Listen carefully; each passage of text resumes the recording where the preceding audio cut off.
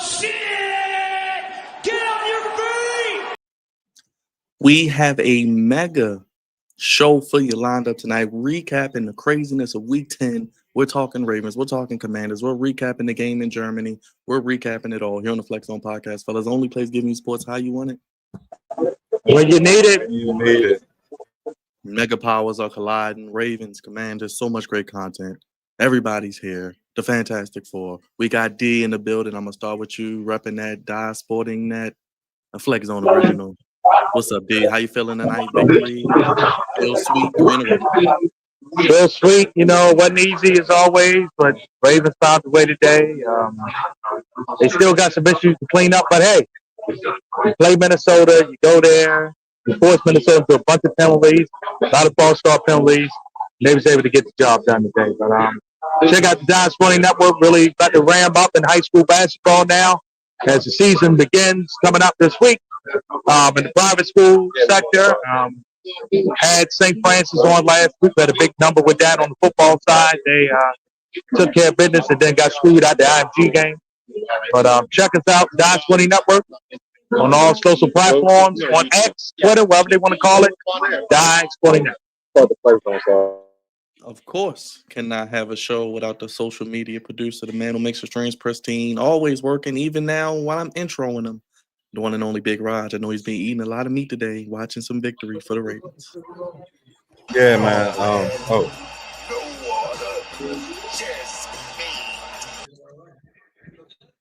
Yeah. We out. Glory days.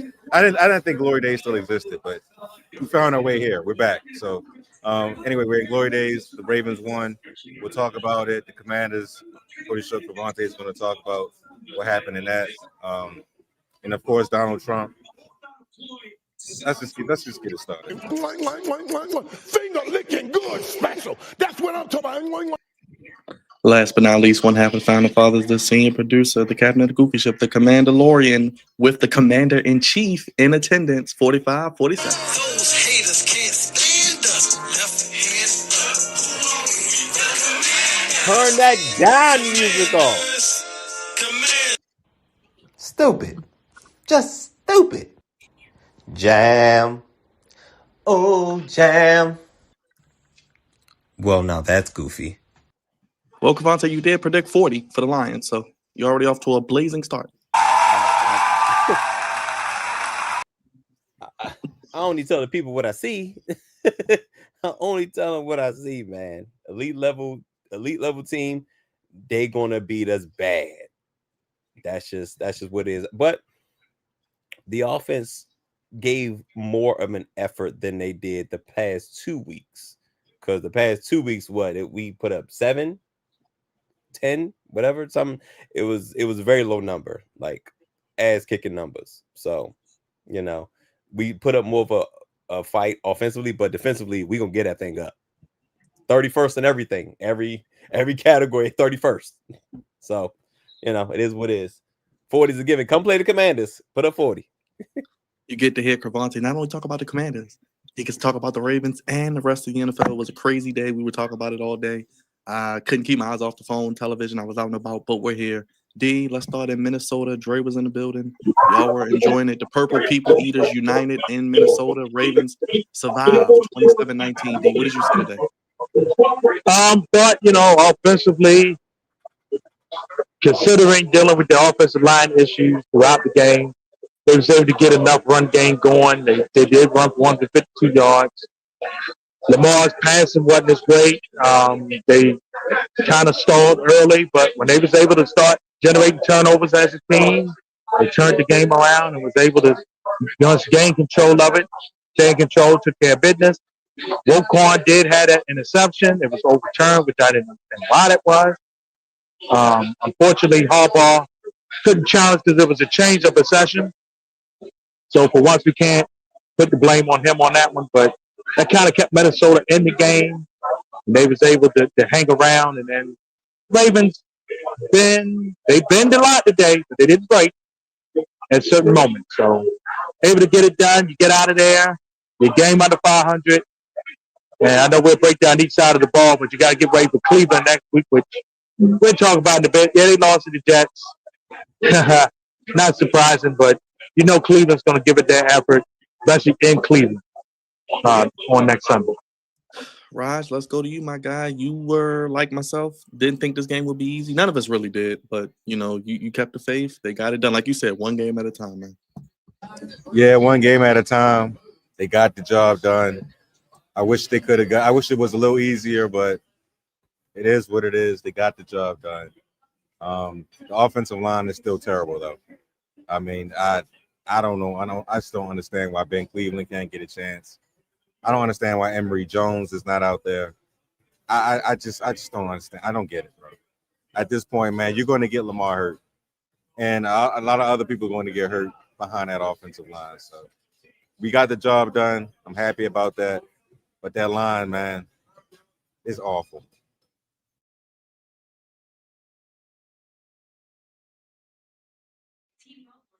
Crevonte, what did you see today, my guy? Outside looking in with the Ravens and Vikings, two teams kind of in the mix for the playoffs, but a must-win for both teams, and the Ravens got it done. I thought because of how the Ravens started the season, we are in a lot of these games are like in that should win, must win category because the Ravens don't have much room for error.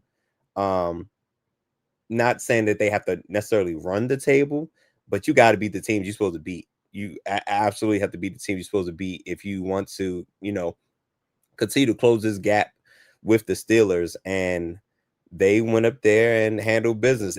But even when the Ravens were top notch, they would have games like this where it's like you should be blowing X team out because of the talent gap or whatever gap or whatever advantage the Ravens have. And this almost felt like a regular Ravens game. Like this how the Ravens used to be. You know what I'm saying? But it's like, all right, we're gonna go in there and beat them. And then it ends up being close. And then here comes Raj. Raj will say, man, they don't make it easy. they never make it easy. The games that you think like the Ravens should blow out this team, those are the games that be nerve-wracking. You know what I'm saying? And coming into Minnesota is not the easiest place to play in. It's enclosed. The crowd gets going. It can be difficult. I mean, hey, even the Vikings had a bunch of, penalties. You know what I'm saying? So they went in there, did what they supposed to do. I thought Lamar got hit way more than he should have. I saw Lamar picking himself up off the ground quite a bit, and I'm like, that's not good. And before we got on, Rod was saying like, hey man, I hate the O-line. this O-line is a problem. But one game at a time. When you start off so bad, it turns to one game at a time. Get back to 500. Like that's what you got to do. Get back to 500 and keep your eyes on the Steelers. Keep one eye on the Steelers, but keep winning. And then that game against the Steelers is going to mean so much more. But they went up there and got the win. That's what's, most important. All right, D, let's start with coaching, and we can go to the offense as well. Lamar Harbaugh has now won in every opposing city. What do you think about the offense and the coaching today? For all things considering, for Todd Monken, called a good game. For the most part, he kind of tried to get everybody involved a little bit. Tight ends got involved a little bit. Derrick Henry, though, the offensive line, to everybody's point, can't run block or pass block well. Because Derrick Henry had to throw guys off of him from the offensive line, and sometimes on the defense too, so he can get some yards, man. It was tough, rough yards, but they was able to, once they got the rhythm in the second half, because the first half they was not in the full rhythm on offense. I thought they was able, like I said earlier, to turn the game around and turn it in their favor. But Crevonte's point earlier, Lamar got hit quite a bit. I'm gonna be honest, he ain't gonna last like that if he keeps getting hit the way he's getting hit. And they're gonna have to either try to max protect a little more, bring Bullock in, Emory Jones. Hopefully he'll be ready sooner than later. He won't be on the inactive list. Bring some of these guys in, man. Can't get no worse with Falele, Rosengarten, and Voorhees right now. The two of them definitely looking like fight night. And Rosenthal not having the best year for him either in a contract year.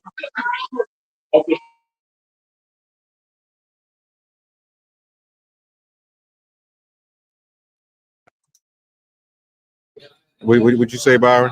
Oh, I was going to say your thoughts on coaching and the offense. We'll go there first. Oh, okay. Coaching. I mean, Harbaugh wasn't terrible today, which is a good thing. Usually when he's terrible, he's looking stupid at the camera. He didn't look stupid at the camera today, so he did a good job at that aspect of it. So every time he looks, smart, he did a good job. As far as the actual, plays of the game, the O-line, like D said, like I've been saying, they're awful, man. It's just plain and simple. They need to get rid of. They need to sit down for Lele and Voorhees, at least both of them. Put Cleveland in there, put Bullock in there, put Emery. Somebody has to play those two positions. I think the best time to do it is next week against the Browns. Well, maybe not. It may be in spurts. I ain't gonna say fully start them, but put them in spurts. But they need to change it up, bro, because we cannot have Lamar Jackson on the ground like that. That hit that he took before halftime, I was cringing because I was praying that the dude didn't twist him around or try to break a limb or anything. He just took a straight clean hit. I'm happy about that, but that shit scares me, man. I do not want. We didn't see what happened to Jaden Daniels last week. Okay, I do not want to see that happen to Lamar Jackson, and that type of stuff frightens me. So I'm glad we got the victory. I'm glad that the offensive, the running backs and Lamar himself, they got out the game clean. But that offensive line is a serious problem, man. It's a serious problem, and they got to address that. They need to address it, and they need to address it now. Don't wait till after the season. They need to address that shit now, man. But like I said, I'm happy about the win. Coaching was okay, but that offensive line is a complete problem. Crevonte, what did you see from the offense, coaching, Lamar, O-line, anything you want to touch on with the Ravens? I think Todd Monken did the most he can do with what he had. But with O-line like that, it definitely affects the play calling, and we don't want to see a repeat performance by Lamar continuously being on the ground and being hit. Like, to D's point, he's not going to last because he's not. That's not him. That means he's not being effective, and that means every time a quarterback gets hit, you know what I'm saying, those footsteps get louder and all of that, let alone being on the road is bad enough. But those things slowly creep into a quarterback's head, and then who knows? I don't even know how Lamar feels right now, but he probably doesn't even trust his offensive line. You know what I'm saying? Like, this is something that him and Todd Monken they have to be on the same page. Like, you got to read. Todd Monken got to be able to read body language. You know what I'm saying? At this point, to see like, hey, is this a good play for Lamar? Can they open a hole for Derrick Henry? Because Derrick Henry is still a force. So you want to be able to open some holes for him. You got to. I think Todd Monken did the most he could do with also being balanced. You know what I'm saying? So, this is like I think it with the offensive line, I can't give it an A, but I think it's like a B, B plus range, and I also agree with Raj. John Harbaugh now looking at that camera stupid. I think it's a pretty good game. All right, D, let's go. Oh, go ahead. My bad. And also no blatant. Well, unless I missed something, no blatant head coaching errors. Yeah, I was going to say 5 for the Ravens, 13 penalties for the Minnesota Vikings at home. D, we thought the Ravens might have double-digit penalties because of the crowd noise. How'd you think that affected the game? And how about the defense of the Ravens getting those turnovers? I thought the Ravens defense played bend but don't break. They was breaking early, but they were to kind of clean that up in the second half. Better coverages. Hamilton definitely be able to be free and can be able to spy and go around to the quarterback has helped a great deal for this defense. With the addition of Gilman, has gotten Starks kind of in better motion. I mean, offense said it. They played well. I mean, to shut down Mr. Jefferson the way they did is impressive. Like I said, to get McCarthy on the run, he made some mistakes. He threw 2 interceptions counted. One more should have counted on him. They pressured him. Thought Jones, the new addition, did a really good job in quarterback pressure because the Ravens wasn't even getting that. They wouldn't get to the quarterback none. So they still have an issue with it, but at least now a little bit more quarterback pressures. Second thought played is exceptional. D-line was up and down. They still gave up to me too many running plays. And the Minnesota Vikings went away from the run with their running back averaging 5.2 yards a carry, man. Like, they only ran the ball 9 times with him, which is crazy. And they had the other running back in, and he got a couple yards. But D-line, I think, still need to get a little better. Linebackers are kind of iffy. Roquan was somewhat good sometimes, somewhat he was slow. And the other linebackers really ain't there. I'm not saying they play bad, but they're not noticeable. So that might be a good thing, I guess. If they're not noticeable, I guess it's a good thing. And the secondary, they bend, but they don't break. So it's acceptable.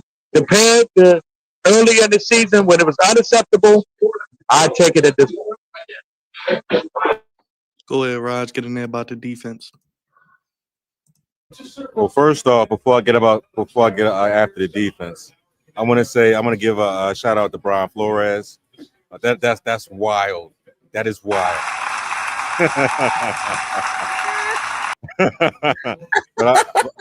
but let me give a shout out to Brian Flores. I thought he did an exceptional job today as far as the Minnesota defense. They were scrappy. They was getting after it. They was getting after Lamar, and they was getting home at times. But I want to say, our defense played well today. Special teams showed up. Almost had 2 turnovers. I think coming up out of the kick returns, well, they definitely got 1, but almost had 2, which was cool to see. Malachi Starks again had another interception. That was really huge for us. Which McCall had picked off J.J. McCarthy, Humphrey, he got a pick. Roquan should have had a goddamn pick, man. I thought that was Bush League. I thought that was trash. That was goofy. It was goofy. It could have definitely sealed the game earlier, but it is what it is. But I thought the defense showed up, man. They played well. They was very active. They was holding Minnesota defense. And on top of that, they kept on getting false starts left and right. You know what I'm saying? They couldn't stop committing penalties. So the defense did a great job. They frustrated J.J. McCarthy. They made him look like a rookie because he is a rookie and going into his 4th game. And that's how rookies should look, playing against the damn Ravens defense. So kudos to that. But yeah, man, they showed up, man. They did what they were supposed to do. And they got the victory. They held it down. I ain't gonna lie though, I was really scared after the first possession though. I was like, oh shit, is JJ about to have a like Aaron Rodgers like day on us or something? But after the first touchdown, they settled down. They got back in rhythm. Draymond Jones had some good pressures out there. A lot of people got their hands up the block balls and stuff, which is great to see. And they got pressure. A lot of people got pressure, so it's good to see that, especially when you're going against lesser teams like the Vikings. But yeah, man, the defense showed up, man, and they definitely helped this offense, man, because without them, they definitely would have lost this game. So shout out to them, and shout out to Minnesota not running the football. It kept getting these penalties, which is ridiculous, but that's it. Go ahead, Crevonte. I'll let you get in on the defense. You guys had 2 of my favorite players in the secondary, and Kyle Hamilton and Malachi Starks. Y'all know me and Byron, we do our yearly annual draft profiles, and those are 2 guys I really, really liked. And I was sick when the Commanders did what they did because we had, I'll never forget, Chris Olave was on the board and Kyle Hamilton was on the board. And they said, no and no. we're gonna let both of them go. And y'all remember now, neither Jahad Dotson or our picks, none of them are on the team now, because also we got Brian Robinson in that trade package, and Sam Howell. So, and none of them are on the team anymore. So kudos for that. We could have had an all-pro in Kyle Hamilton or whatever. Malachi Starks is another one. He's a dog. He's a dog in the literal sense and the figurative sense, because he went to Georgia. You know what I'm saying? So they know a thing or two about football over there. There you go. There you go. They definitely know a thing or two about football. So it's crazy how when D was talking about like bend but don't break. It's crazy because this should be a no-fly zone for the Ravens secondary. It really should be a no-fly zone because we got Malachi Stark playing the deep third, and Kyle Hamilton could be like the Jack or the Star or the Buffalo Nickel or whatever they call the fifth defensive back. They got so many different names for it now, and he could roam like a Troy Polamalu. I know y'all probably don't want to hear that, but he could be like a Troy Polamalu, and because y'all know how what Troy was to the Steelers and what he meant to the Steelers. I think Kyle Hamilton could be something similar to that. And Malachi Stark getting a pick this game. Kyle Hamilton making his presence known. Yeah, the D-line is that I probably say that's probably the weakest side of the unit. Roquan Smith looks like he's awakening. He had a pick overturned, or I guess call it overturned. But Ravens forcing turnovers is Ravens. That's Ravens football. That's Ravens defense. You know what I'm saying? They found a way to put you in awkward positions, which, like Rog said, rookie quarterback, essentially. He didn't play last year, so this is a rookie year. And he should not look good against a Ravens defense. He shouldn't. And for the most part, outside of that first drive, he looked like a rookie. And he threw he only had 2 picks. He looked like he should have had more. I'm sure he had a lot of more what's it called, Byron? Pick worthy throws or turnover worthy throws. Yes. I think he had quite a bit of those. But I think the Ravens defense is slowly getting it together. I think they're in the bend but don't break because of the D line. But I think ultimately it should be like a no-fly zone. So those turnovers should become the norm in my eyes when I look at a Ravens defense that has Malachi Starks and Kyle Hamilton in their secondary. Real quick injury news, D, and real quick your thoughts on Cleveland. Rashad Bateman, high ankle sprain, says he's not going to miss a lot of time, and going to the dog pound in November, December is never easy. I take this one. No, it's not easy. Couple, like you said, minor injuries. You got him. I know Marlon's still dealing with the finger injury, so that's not easy. He should have a break this week, though, because, compared to Minnesota's wide receiver core, the Browns' wide receiver core is like a dog pound. It's in the pound. It's not good at all. But we need to get I call him Bernard, but we need to get Mr. DeAndre Hopkins involved in the game plan somehow. I hate to say Bateman's injury, you don't want to see it, but this might actually help get Hopkins in the game plan because that brother can still go for his age. He can still catch the football. It's sad he's only getting a handful of targets a game. This might get him open now and get him in the game so he can get more targets because that brother's a weapon. Terrence Walker, also a fast weapon. I know we didn't talk about Keaton Mitchell. When he came in, he did his thing, and it's a shame. I know Crevonte might talk about this too. You got weapons. You got to use all you got, man. And guys like him, Terrence Walker, Peoples even, got to try these guys out, man. See what they can do on both sides of the ball. You got to exhaust all your options to make sure you're doing well. And at times the Ravens don't do that. We're saying, hey, put Keaton Mitchell in the game. He come right in and do his thing. So you got to get these guys in. I understand you want to make sure everybody have enough fair time. I get all that, but at the same time, put two of your main running backs in. Put Hill and Mitchell in at times, or put Mitchell and Derrick Henry in, or Hill and Henry in at times, man. Give the defense something to think about instead of just coming up with something traditional, because that might even help that offensive line, man. Because like I said, they're not going to sustain for very long, so they need all the help they can get. Go ahead, Raj. Cleveland and the injury report pretty smooth. Okay, hopefully Bateman gets better. Yeah, man, it sucks about Bateman's injury. I didn't even know he got hurt, honestly. But this does give Devontae Walker a chance to get on the field. Hopefully, we can get Tylen Wallace involved a little bit more as well. And the Ravens have a slew of weapons. Okay, they got Tylen, they got Zay Flowers, they got Andrews, they got Likely. Likely needs to get more involved. So they have a whole plethora of weapons. I love Rashad. Hope he gets better soon. But they should not miss a beat there.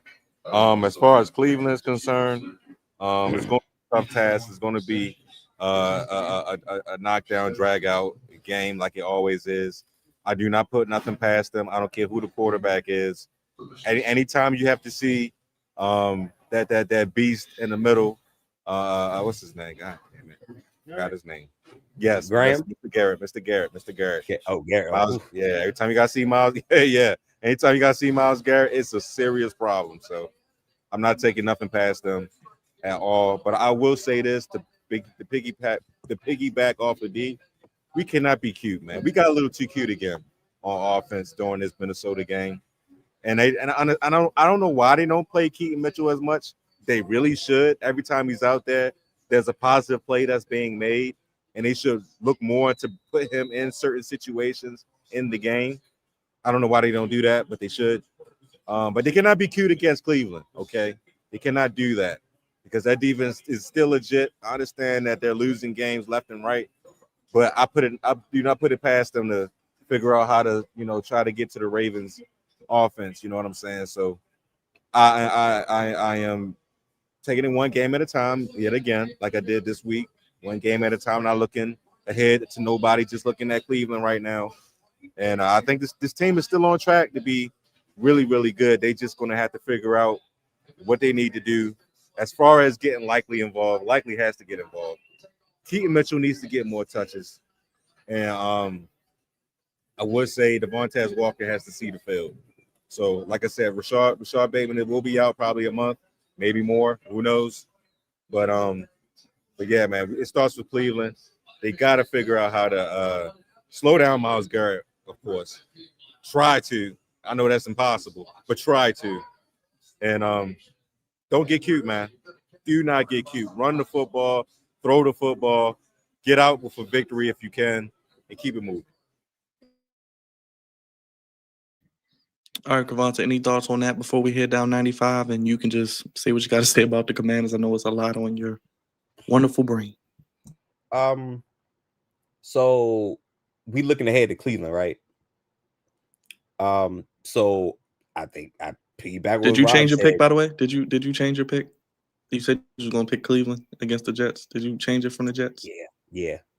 So when I looked at it, I had picked Cleveland. In my mind, I thought I had the Jets, and I had picked Cleveland originally. So I was like, oh, I thought in my mind, I thought I picked the Jets, but so I ended up keeping my pick, which was the Browns.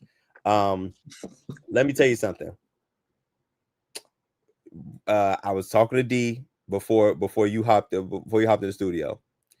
He pointed out how terrible Justin Fields' stats were. And you the only thing I could point to, special teams, man. That's what special teams can do for you. I said he looked like he got a Tebow line. That was a Tim Tebow stat line. He threw the ball 11 times, and that was it. And completed 50% of that, and for 55 yards or something, and an interception. Oh, let's throw that in there. If you'd have showed me, hey, before this game starts, I'm going to show you what Justin Fields' stats is going to look like, I'd be like, the Browns are going to kill them. The Browns are going to murder them. You're telling me the starting quarterback only throws the ball 11 times and throws the picks? The Browns are going to kill him.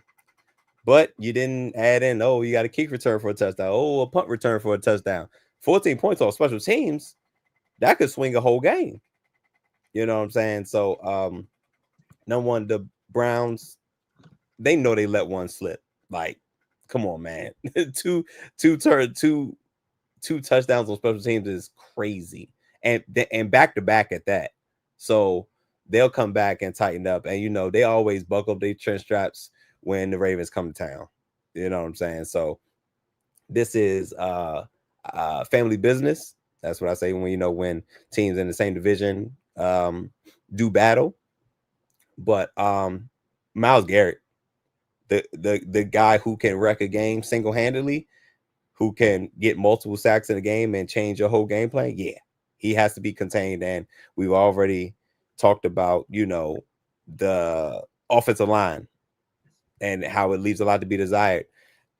That's not, and on the road, Myles Garrett, Byron, Mason Graham, big guy in the middle, like they got some guys on the D line, so have to find a way to contain them. Just nothing straight up. Just move side to side, something. don't let them. Don't be a sitting target, Lamar. You know what I'm saying? And get that running game going, just so Myles Garrett can't key in on number 8. Just have it balanced where, all right, 22 might get the ball, or 8 may, nothing where Myles Garrett could just tee off on him, because then nobody would want any of that. As far as the flip side, defensively, I already said you got my guys out there. So we're talking about another, rookie quarterback. Rookie quarterbacks are not supposed to do well. They're not supposed to do well against a Ravens defense. I don't care how you slice it. Rookie quarterbacks, no. So they need to turn into the no-fly zone. You know what I'm saying? When you go to Cleveland, and as long as Lamar take care of the football, I think you guys will be all right. Because at some point, I think your offense will thrive better than the Cleveland's offense will thrive. So, with the Ravens, it ain't right if it ain't tight, right? That's what I say all the time. So if they win by possession, if the Ravens win by one possession, so be it. You get in and you get out one game at a time. And also health. Can't afford no more injuries. It's coming from a injury-ridden team that I'm about to get into right about now. Hey, look, Mike, quick look. We played the Lions, and the Lions not only beat us that night, they injured us up like a bug. So, yeah, we know the feeling, man. Know the feeling on that. All right, Crevonte, 45-47 was there. Jaden Daniels out. Commanders fall 44-22. You said they might put up 40. Dan Campbell's back to calling plays, apparently. Lions looking to find their stride. Yeah. So so the first game of the season, the Lions lost to the Packers, I believe. And I just felt as though losing 2 coordinators can be tough, but I just thought they had so much good personnel on the offensive side of the ball, and another record like Aiden Hutchinson on the defense. I thought the Lions would find their stride at some point. Yes, their Achilles heel is the defense, the secondary specific, to be more, specific, but their offense is so high powered. Like, they can average mid-30s every week as long as they execute. So I like I said, I'm not surprised that they put up 40. I figured as much. Now the Commanders played better offensively, and it seemed like they gave more effort offensively. But I knew we were gonna lose by a lot. It's just how much. Excuse me. It's just how much were we gonna lose by. It didn't help that old 45-47 showed his face. He took out whatever FedEx Field security was and brought in TSA because they ain't doing nothing. Because they not doing nothing. You might as well come to FedEx Field and make sure ain't nobody out here trying to mess with me. That wasn't good vibes. You know what I'm saying? I heard that they put him on a big screen and it was a lot of boos, a whole lot of boos. I'm sure it was quite a bit of federal employees out there that was trying to enjoy their game, and they just got reminded of why they're not working. So I'm sure that that wasn't fun. I think D said something earlier about, man, getting guys involved. Listen, we're at the point where we have to get guys involved because everybody's hurt. Like everybody that's playing absolutely has to play because the roster is ridden with injuries. I saw a Ben Siddett sighting. That is our backup tight end behind Zach Ertz. Because we're at the point where, all right, the season is all but a loss. We need to figure out what we have on roster right now because guys like Bobby Wagner, guys like Zach Ertz, Von Miller, they're not going to be on this team next year. Let's be honest. Let's be real. So we need to see the guys that we have that's behind them on the depth chart.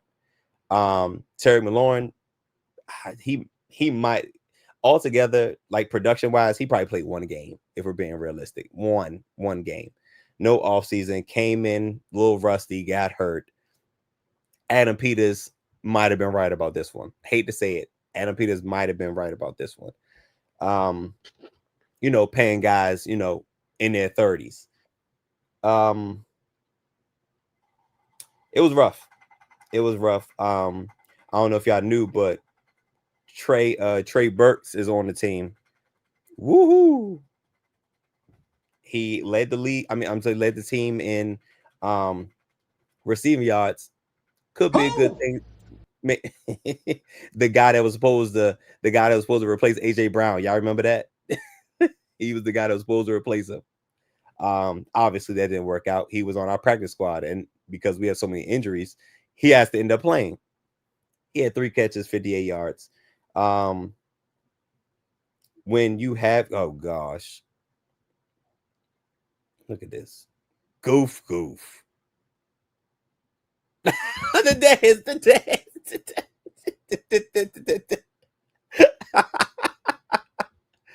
Ain't nobody waving at you, man. Look. Oh wow, I didn't see that. I didn't see that view. I didn't see that view. That's crazy. Oh, We got all views, Raj. That's a crazy shot. Views. Oh gosh. Yes. You can keep talking. I'm just playing in the background. No. I'm fascinated by the view. I was like, "Whoa, that's rather cool." We got all the views. Yes, but the game went about as I thought it would. I knew Joe Witt Jr. ain't have no answer for the high-powered Lions offense, and I knew we were undermanned. I'm surprised. Honestly, I'm honest. I'm surprised we put up so many points because last couple weeks, I think we put up 14 combined. Yeah, it was ugly. No. We had 14 last week, and I think we had 7 against the Chiefs, if I'm not mistaken, something like that. It was a lot. So we put up more points this week than we did the last 2 weeks combined. Go figure. At this point, I'm not looking for wins. I'm looking for talent. That's it. Because again, the season's over. I told Byron yesterday when we was doing the pregame. Man. Oh gosh, turn it off. Jesus. You said you wanted talent. You wanted talent, right? I don't think he meant that type of talent. I don't.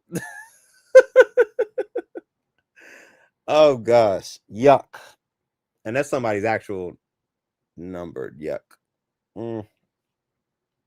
Yuck. So at this point, I'm just looking for talent for next year. Who's going to stay on the roster next year?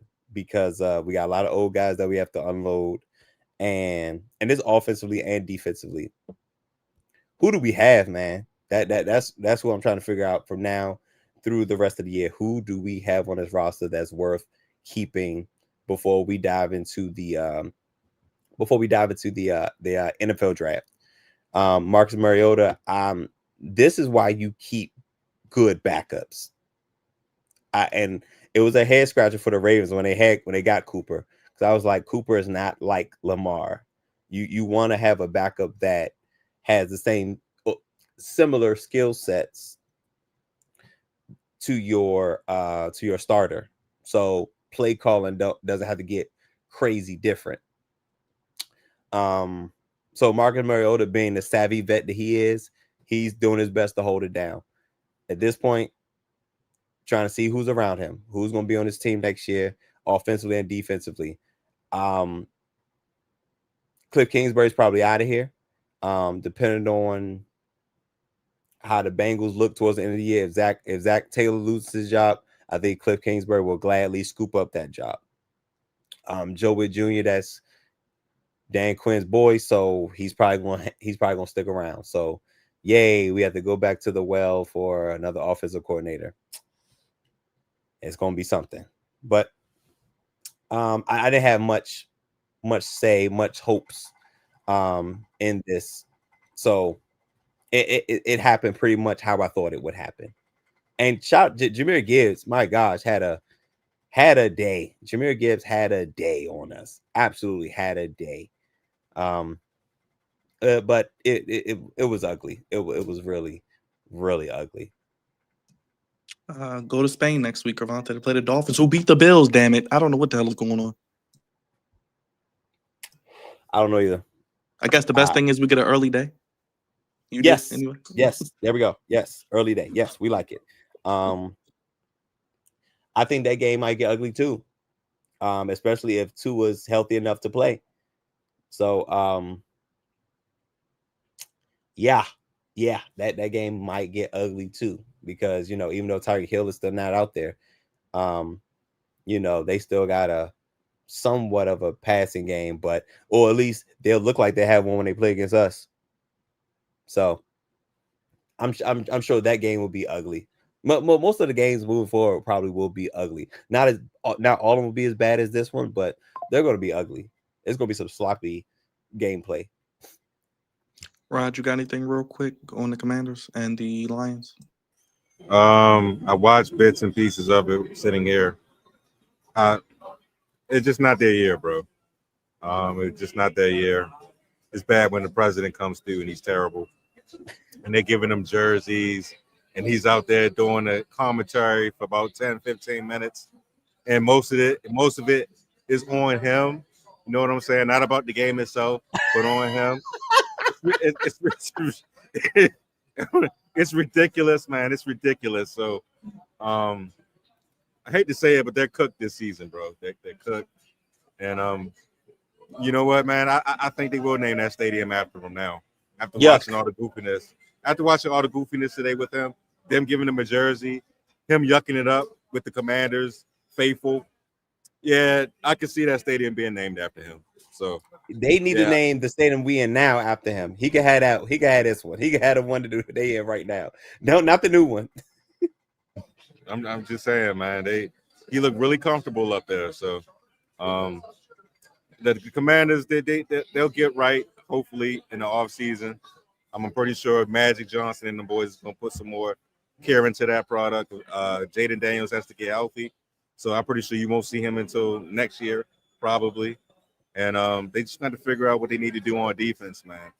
And that offensive line has to get better. They cannot allow Jaden Daniels to get touched like that again. And I'm gonna tell you, like I told you before, Crevonte, Jaden Daniels needs to be in the weight room, man, so he can be able to take some of that punishment, because he is very fragile. He is very thin, and when he gets hit like that, it's scary to watch. So he definitely needs to get in the weight room, get at least toned up a little bit so he can take more punishment, because he's going to get hit regardless, because that's what quarterbacks do. They get NFL. hit. Yep. So he's got to be able to do that, and they got to get right on. They got to get right on the defense, man. If they can do that, they could be right back in the mix again. The NFC East is always open for business, so they'll be all right. It's just not their time this year. D, I got to get you on the Lions and Commanders, and we'll go around with everybody. Paul Tagliabue, unfortunately, gone today at the age of 84, commissioner from 89 to 06. D, just talk about some of his impact as well. Well, he here in Baltimore, he made a little comment here back in the day as we were trying to get a team back here. I'm gonna leave that alone because everything panned out well. even with his whack comment at the time. But he did do some good in the league. One of them, he stopped Arizona at the time. They were both at the Super Bowl in the early 90s. They didn't want to acknowledge Dr. King's birthday as a holiday, so he took that away from him. They didn't get the Super Bowl until Super Bowl 30 in 96.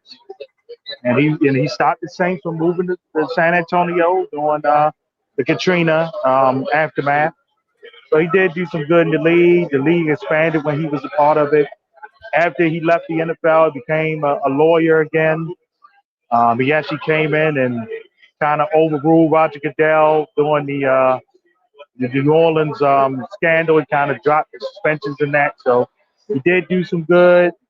He did some ugly, but overall, he had a great impact on the NFL. We kind of see it today with a lot of TV deals and a lot of other stuff that's happened throughout the league. So rest in peace to his family. And he didn't live that far away here in Maryland. He lived in Montgomery County and Chevy Chase. So condolences to him and his family. And your thoughts on the Commanders, 45-47, Lions, NFC standings before we go around the rest of the games? All right. So on. I thought I went out again. His internet been up and down. Him being on Fox today, between him being at the game, that was bad enough. And like Crevonte said earlier, he had a lot of people probably there. They might have got some free tickets because of the shutdown. Try to keep their minds off of what's going on, and then you see him there, him being the pumpkin head. His comments on Saturday saying he wanted to stay the new stadium named after him, which is foolish. Then he comes on in the booth with Kenny Albert and John McPhilma. They interviewing him for about 10 minutes. While Washington was driving, by the way, and actually scoring a touchdown. So if you're watching at home, you're like, well, dang, one of the better plays of the day for Washington. We can't even see it because we got him on here talking about how he was in military school football and then him calling the plays and him telling the commentators, hey, I want to take your job one day. And this is him talking about how, he inherited this and that from Biden. No, like, stop. Just come on, man. It's just ridiculous, man. We got people suffering. The holidays coming up. They don't know if they're going to have any money to support their families. Some people got their job, TSA. Airports are a mess. I mean, it's just like, you're going to come on here and talk about football, and there's so much other stuff in the main world that's going on, man. A lot of it's because of you're doing or because of you for most of it, man. It's just bad, ridiculous.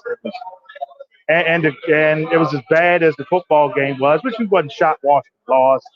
We knew they was going to lose today. We knew they was outlanding this ball game. Their offense did show up. It seemed like ever since the second half against Kansas City, the Washington defense has went in the toilet, man. They can't stop anybody. It is bad. They can't stop anybody.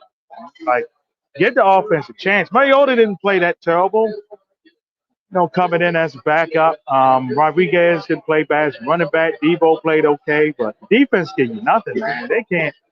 And trust me, we had it the first 6 games of the year, man. The defense can't get you jack. It's a long night, man. Long day. Just watching it, man.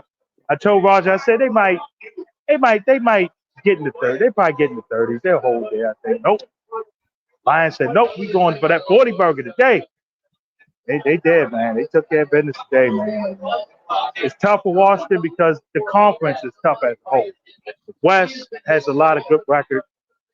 The North have a lot of good records. So them being 3-7, they're all kind of done, man. Because you look up, you got third place teams that only got 2 or 3 losses, man. So it's like you can't maneuver around that. So it's tough, man. And it's disappointing because I thought Washington would at least find their way back in the playoffs.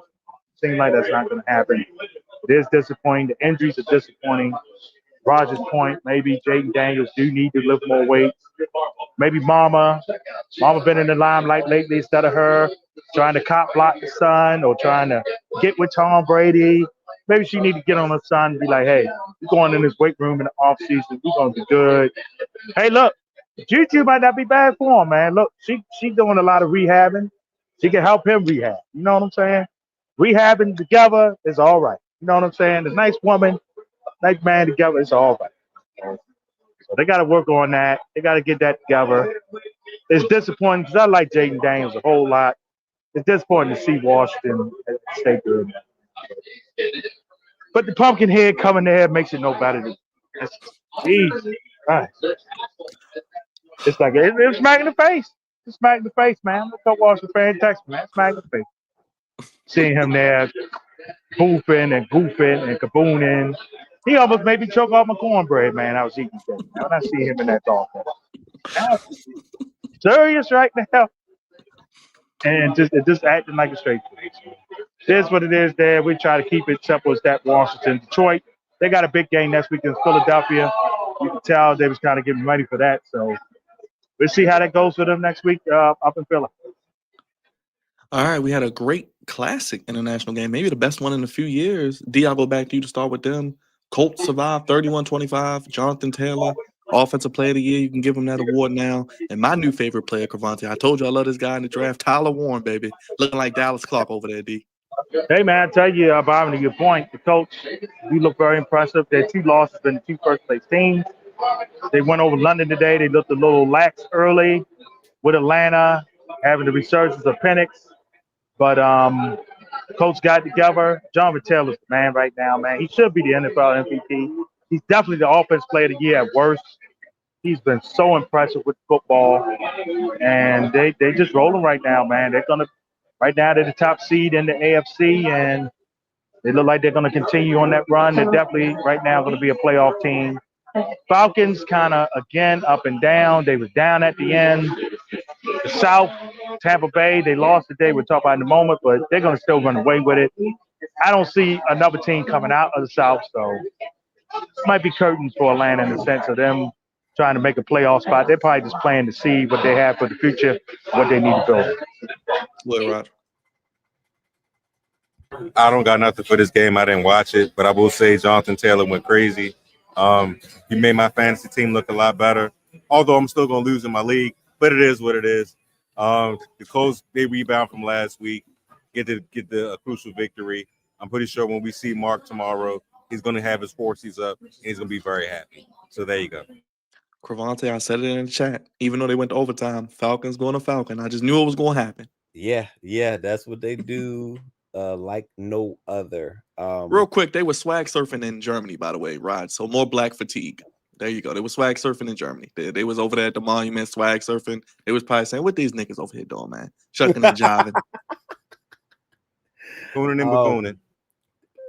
Babooning in Berlin is crazy.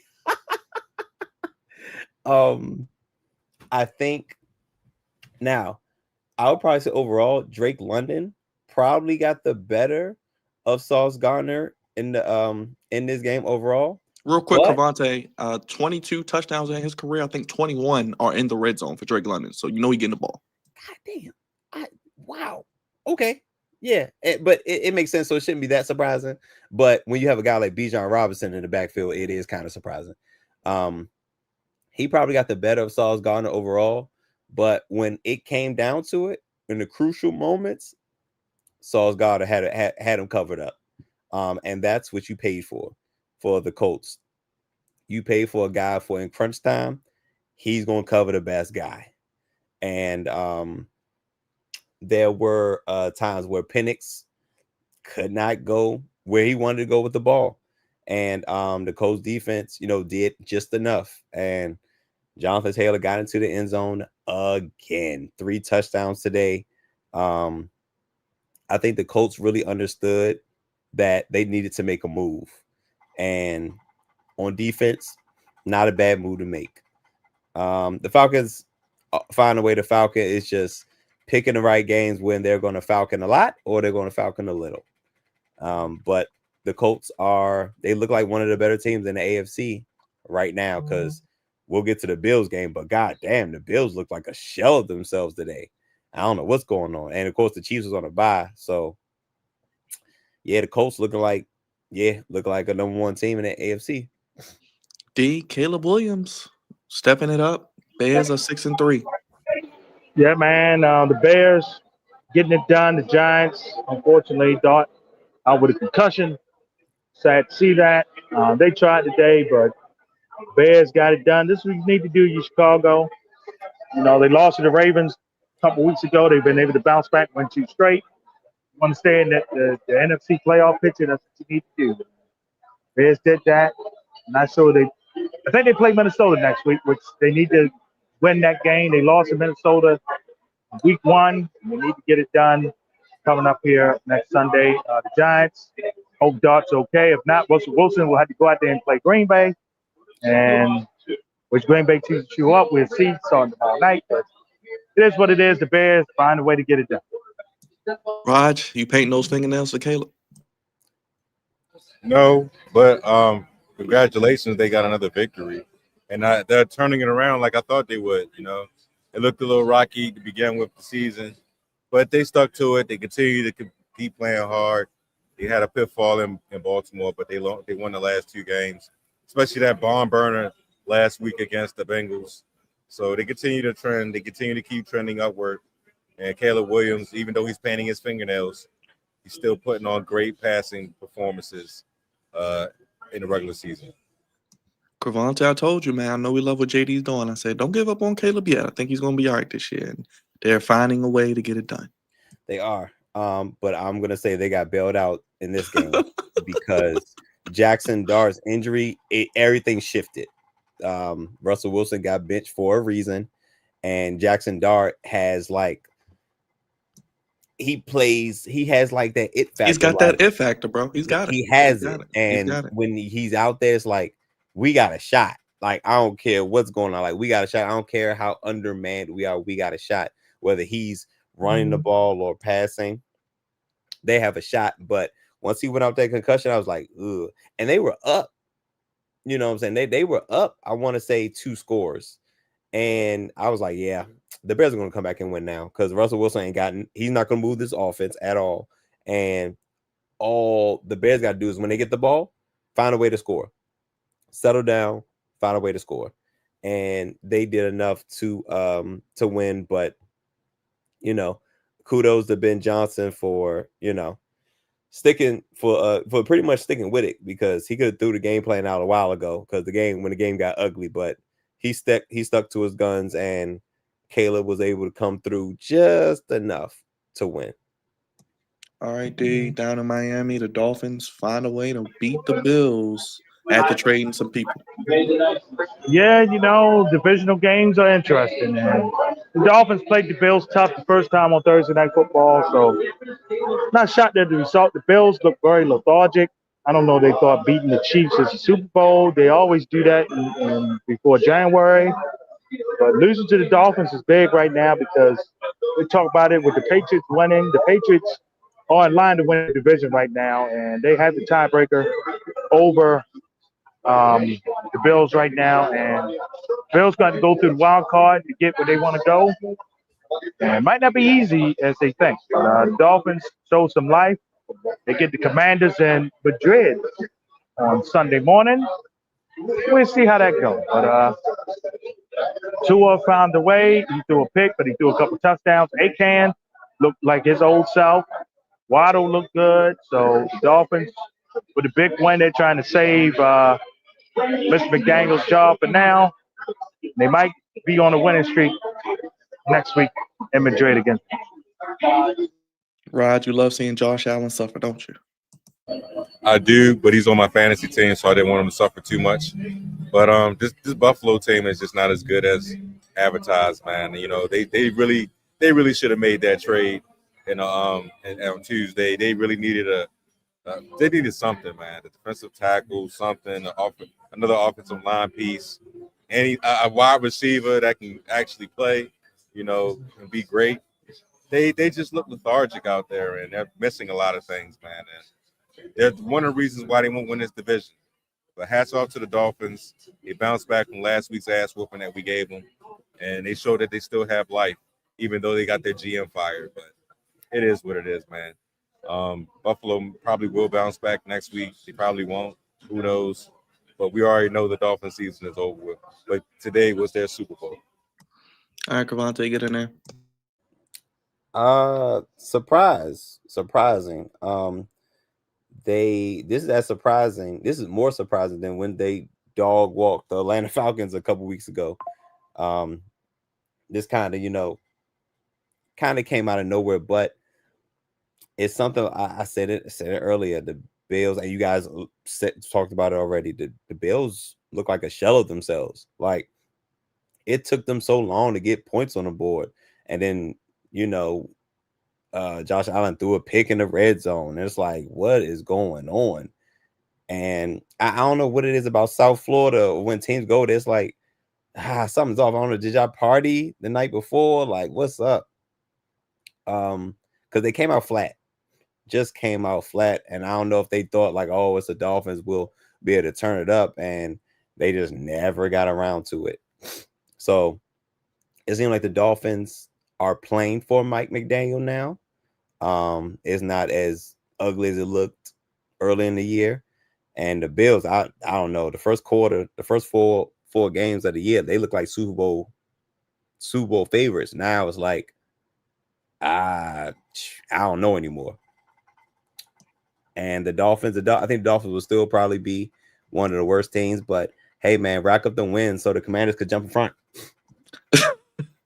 All right, guys, this was the game we all waited for. Game of the year, Browns, Jets. Game of the year, Jets traded everybody away, D. I still picked them. I just had a feeling they was going to win because Cleveland is a terrible team on the road.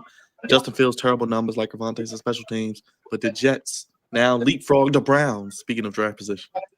They do. They leapfrog Cleveland. How about that, man? Only the Jets, find a way to screw up even. But they won today. The Browns, like you said, Byron, they're not good on the road. They're really not good. Just a dog game, man. Dog football game. Two bad teams getting together. Like I said, we get the Browns next week, so they will show up against the Ravens. That's no doubt about it. Jets next week. Well, the Jets play Thursday night against the Patriots. How about that? So I think the little Jet run will come to an end. Al Michaels, gotta love these bad games, don't he? Prime Video. Bad Thursday night. And then they play the Ravens after that, D. Go ahead, Raj. I got nothing for this. I didn't watch it. Justin Fields was awful, but it didn't matter. It didn't matter. Jets found a way to win, which is kind of weird, but hey, it's the NFL, so they got their second win. They're not going to win Thursday night. It's over. But yeah, man, the Browns is terrible. The Jets is terrible. Go ahead, Crevonte. Yes, they are. The game we all waited for is hilarious. Listen, special teams. 2 touchdowns on special teams is the reason why the Jets beat the Browns, because my gosh, that Justin Fields stat line was absurd. Absolutely absurd. Like, and granted, I really didn't look at the Browns. What's the quarterback? Gabriel. I didn't even look at his stat line. I probably was a little bit better, but that's we got to look at it. Oh snap! Yes, I clicked on the wrong game. There we go. Real quick. 17 of 32, 167, 2 touchdowns, no picks though. Oh, okay. So he had a pretty solid solid game. But it's hard to overcome 2 back-to-back special teams touchdowns, man. You can't give that up. That's a 14-point swing. Teams win and lose over 14 points all the time. You know what I'm saying? And now that it was enough for the Jets to win by 7. And isn't that something? But Browns be going back home. Got the Ravens coming to town. So, that's going to be a tough game. And the Jets play the Patriots on Thursday night? Patriots, then they come to Baltimore, Crevonte, next 2 weeks. Oh, well, the Jets, funning was good. The fun was, the winning was good while it lasted, right? Yes. All right, D, this was the game of the week at 1 o'clock. We had Romo and Nance. I picked the Patriots. I thought they would get a win. Injuries to Tampa, I think, are just going to hold them down. And don't look now, but that goofy brother Stephon Diggs, he can make kids, but he can make some plays on the field. Oh boy, he can make kids. I mean, 4 at a time. But 4 at a time. 4 at a time, baby. And Drake may be the clone of Tom Brady, by the way. He may really be the clone. That's a scary thing. Be the rest of the You see the AFC. numbers, D? They're exactly the same. I think They are literally exactly the same. It's crazy. New England really showed their real team. Like you said, Tampa Bay's injuries starting to get to them. When they play really good teams, they're gonna have a battle, and they might look like they're not gonna win those games until they get fully healthy again in the Buccaneers. But New England looks good.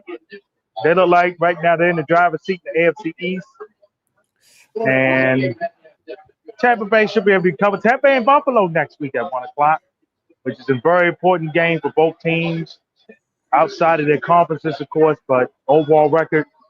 Who needs the game more? I would say Buffalo needs the game more. As we see, Aaron Rodgers throws an interception here. Oh, man. I know Raj is loving that. You hate watching Raj? Yeah, yes, I am. Did you think of anything with the Bucks and Patriots? No, I didn't think of anything with the Bucks and Patriots. But I will say this. Yeah, the Patriots is back, bro. They're back. They are back to being that team that people should be really afraid of because they have a lot of the tools that they didn't have a couple years back. And I think this is why Bill Belichick is really pissed off because he didn't have any of this. He didn't have an actual quarterback. He had definitely no wide receivers. He barely had a running back. He had this legit defense. The defense was cool, but he had no offense at all. So now that Mike Vrabel, his former player, can actually have all of this beside him and the quarterback and the receivers, I can see why he's pissed off. So yeah, man, the Patriots is the real deal.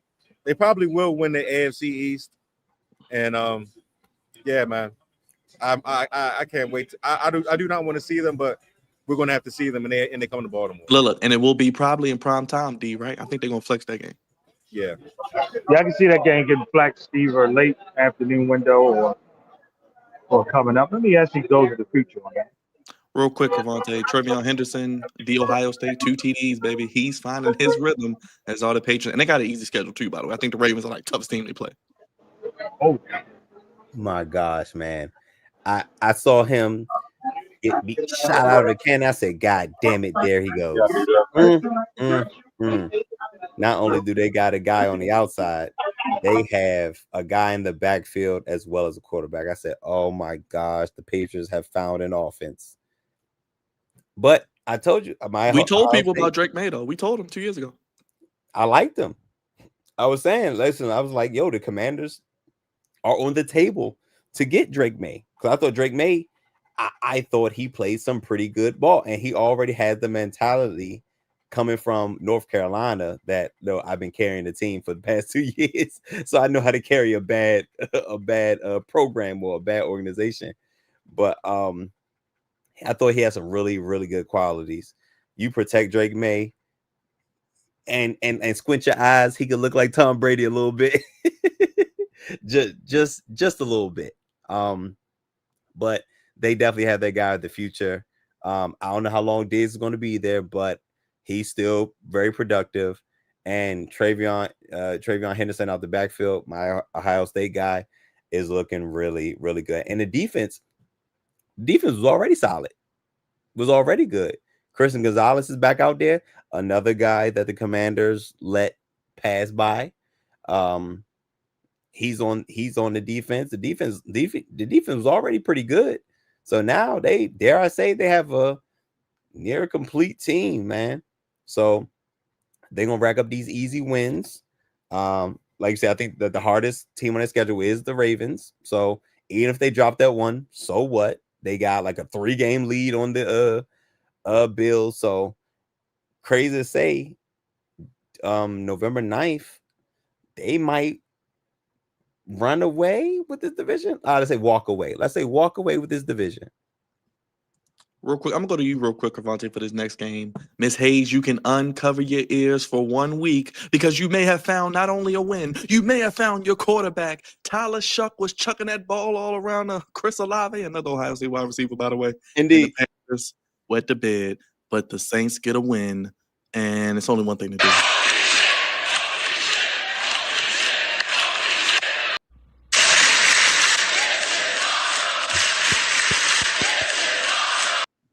Hey, man, they got it done. Shocked me. Yeah. Especially the Panthers. The Panthers typically play well at home, so I was not expecting this at all. But again, a little bit of family business.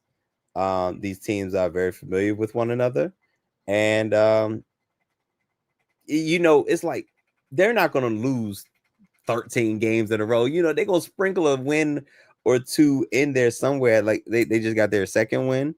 Hey, listen, man, I'm rooting for the Saints to get 2 more wins. Huh? Pass the Commanders. Pass the Commanders too. What was that, Byron? Pass the Commanders too. If that's what you want to call it, baby, by all means. Now they probably won't, but it is what it is. The Panthers let one. I think this is one that they let slip. I mean, at this point, maybe the Saints. Let's see how many games this Saints quarterback will be able to pile on. But yeah, this is a disappointing loss for the Panthers. Go ahead, Rod. Yeah, I see Shantae in the chat. The Who Dat Nation got a victory today. I'm guessing this is their Super Bowl. Since they beat the Panthers twice, they swept them. I'm not sure if they're going to win another game this year. They might. I don't know. But yeah, I didn't really care about this game. Ain't gonna hold you. Didn't really watch it. But the Panthers, they just let another one go. So shout out to the Saints. They got their second victory of the season. And the Panthers, they gotta do better. Right? Go ahead, D. Before we talk about the Saints getting their second one of the year, it's rare and you won't get one nowadays. December 21st is when the Patriots and Ravens play. It is going to be a candidate to be flexed to the Bengals and Dolphins. It's a Sunday night game that night. So I would say either that game, Tampa Bay or Carolina be facing for the first time, and Jacksonville and the Broncos. One of them three will be a Sunday night football game that week. And the Bengals and Dolphins will substitute wherever the game getting moved is being missed. But the Panthers, very disappointing. They needed to win, especially a divisional game, to keep pace with the Buccaneers, as the Buccaneers lost today, but not good. The Saints getting it done, second one of the year. Alvin Kamara actually showed up when I put him on the bench in both my fantasy leagues. How fitting is that? Maybe New Orleans has found their quarterback. Maybe they haven't. I don't know. To me, both dudes are average, but that's just my opinion on the same situation. They should have got Shador Sanders and developed him, but that's what it is now. New Orleans gets it done.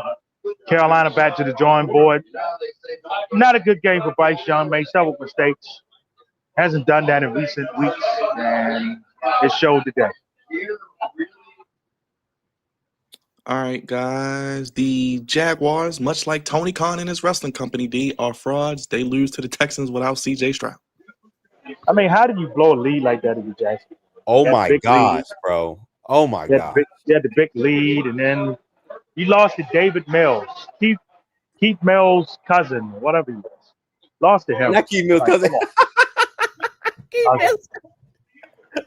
How do you, like you said, how do you lose to them? The quarterback ain't there. You had the big lead. Fabio Lawrence. He just, wait a minute. Oh no, not the con. It's all great. It's fine. He's bad as Trump too. It's all great. Fine. It's all great. It's good. Jacksonville is up and down. They want to be a playoff team. They can't be an up and down team. I got to put the blame on Lawrence, man. You got to find a way to will your team to win. The Trevor Lawrence, man. Defense got to get better. Can't be blowing leads, especially a divisional game. And the Colts continue to move up the ladder. And now Houston, which a lot of people thought was done early in the year, they're right there with Jacksonville now. They can pass the Jaguars and be right in the playoff picture there. They still got to play Kansas City. Still got to play the Colts. Still got to play some tough teams. But Houston, I think, is right back in the picture now. Raj, Jaguars going Jaguar. Yeah, they're the Jaguars. They're the Jaguars for a reason. And the Texans, they might have found some life in this victory. Shout out to them. But yeah, I don't got too much for this one either.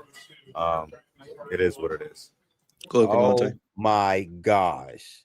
What was that? I've been saying this for a minute now. I think it's time. Damn, I'm saying it's time for the conversation. We need to have a conversation now about Trevor Lawrence. He ain't it. Right. He is not it. And chance after chance after, they even paid him like a top 5 quarterback. Nope. Still not it. He has that one lone playoff victory against Herbert, who also gave up a big lead. It was also not it at that time. And Brandon Staley was the coach. Herbert, man, but at least Herbert shows like, yo, there he is. Fabio ain't showed us nothing.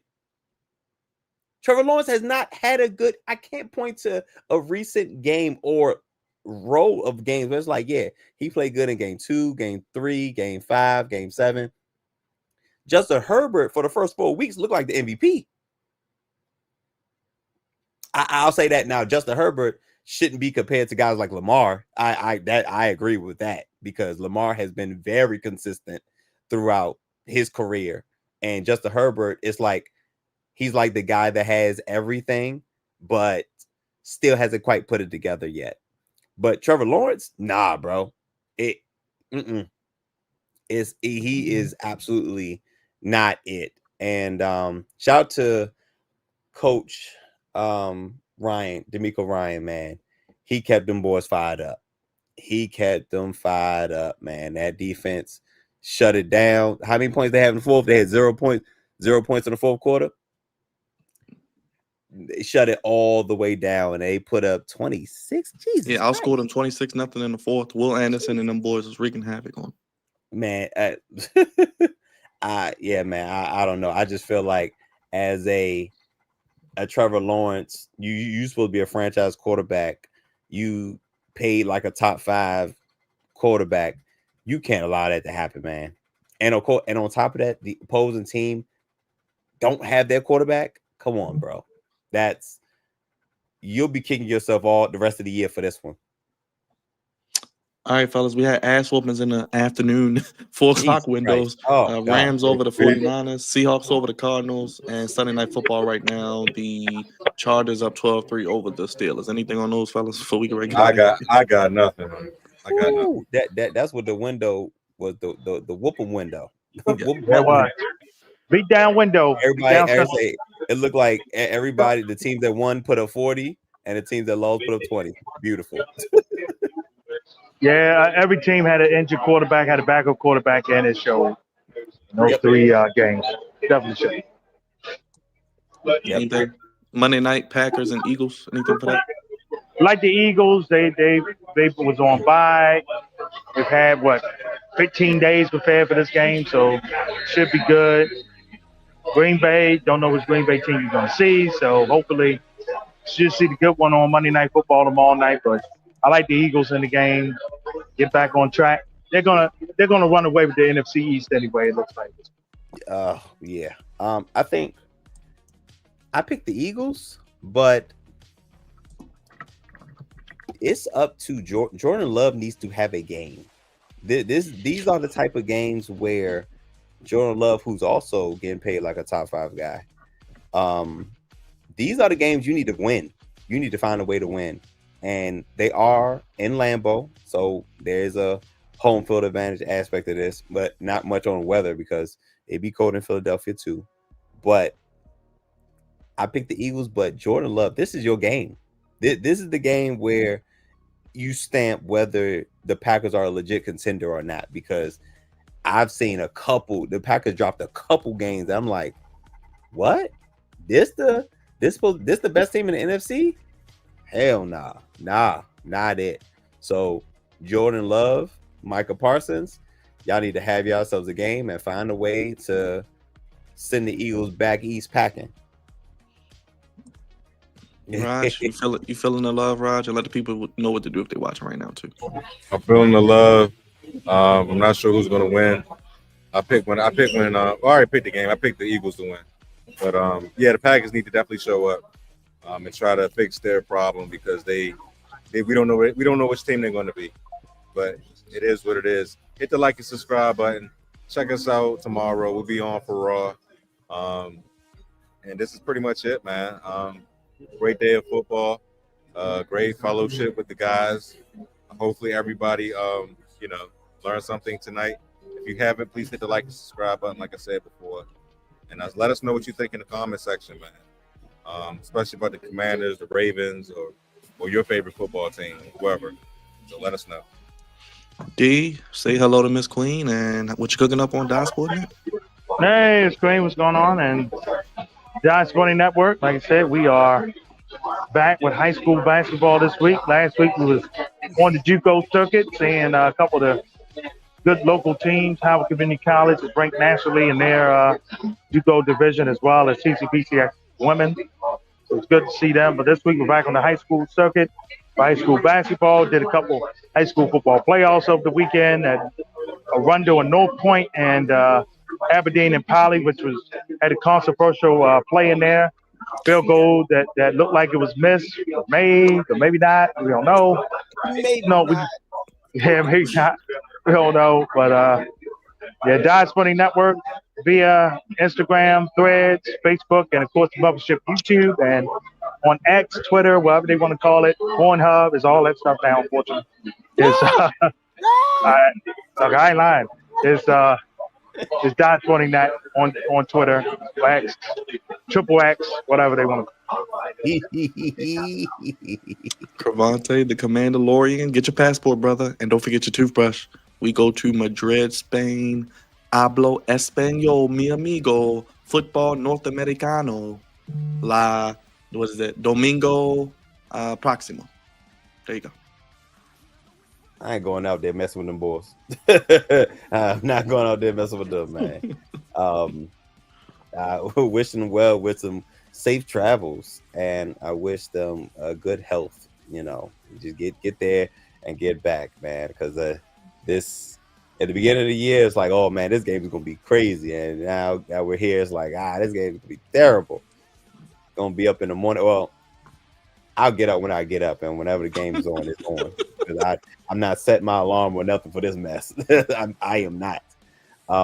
And we'll probably be done talking about it by 1:30, about 1:30 when the rest of the world is awake to watch the other football games. So early day for the Commanders. I'll take it. Check out D.Sport.net, giving you your high school sports throughout the DMV and beyond. Big Rod, she'll be with me tomorrow for Monday Night Raw. And Crevonte, a well-deserved Monday off, my guy. I'll see you this week to cover those Commanders.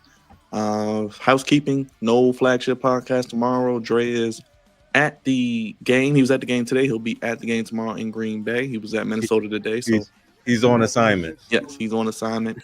We got some shorts up on the channel. Raj was on assignment last week. D and Raj will be back together next week after Ravens Browns. Crevonte and I will be on early as we head into the 1 o'clock window after Commanders and Dolphins. Again, no flagship podcast tomorrow, but we do have the final Monday Night Raw from Boston for John Cena tomorrow. He's kicking off the show, and the Last Time Is Now tournament commences tomorrow. That's right, D. You can't see him because after the 18th, you ain't gonna see him no more. And you might see 45 there too, D. He might be at that event on Saturday night, main event. Just the way you like it. He probably will be in all likelihood. I mean, they said the tickets is kind of slowed down now. I mean, that price. Like I said, I love John Cena too, but he won't be seeing me on the 13th. So. D, you've watched the product this year. It's been one of the worst years since the early 90s, man. Well, 2019 was a bad year for the product. Yeah. I think 2019 take the cake, but it's been up and then down, and then I think the Seth Rollins injury really hurt WWE, and they're planning tremendously. So it's been an up and down. It hasn't been a full down year, but it's been an up and down WWE. They just got to get a little bit more customer friendly. TKO. It ain't all about sucking up the money all the time. Look at the UFC right now. That's why it's in a dry state as well. All right, everybody. We are getting ready to get out of here. I think that is all we got. Again, we'll see you tomorrow for Raw and throughout the week for plenty of content, wrestling, Commanders, Ravens, Maryland football, Maryland basketball. Here on the Flex On Podcast. Only place giving you sports how you want it. When you need it. When you need it. For D, for Raj, for Crevonte, everybody in the chat, Miss Queen, Alex. Yeah, and for my boy Engraving. Crevonte. I see you in the chat, brother. Hey. Yes, shout out to Engraving. See you in the chat, my man. Yes, appreciate you, Engraving. Shout out to him. Go check out Engraving. Great content as always. I see that fucking still sleep. Oh man, yes, appreciate it. Check us out. Engraving has been on the show. Check out our interview with him. Check out his content. Hit the like button, hit the bell, hit the subscribe button. Vote on no poll because we'll be here tomorrow with Raw, but we'll see you this week. More content. We gone. Throw your ones up, acknowledge us. Thank you for watching. We recap week 10 better than anybody else. Talked about the Ravens, talked about the Commanders, talked about 45-47. Once again, RP Paul Tagliabue. And we'll see you tomorrow with more content on Flex On Podcast. Good night, everybody. Thank you for watching. Peace.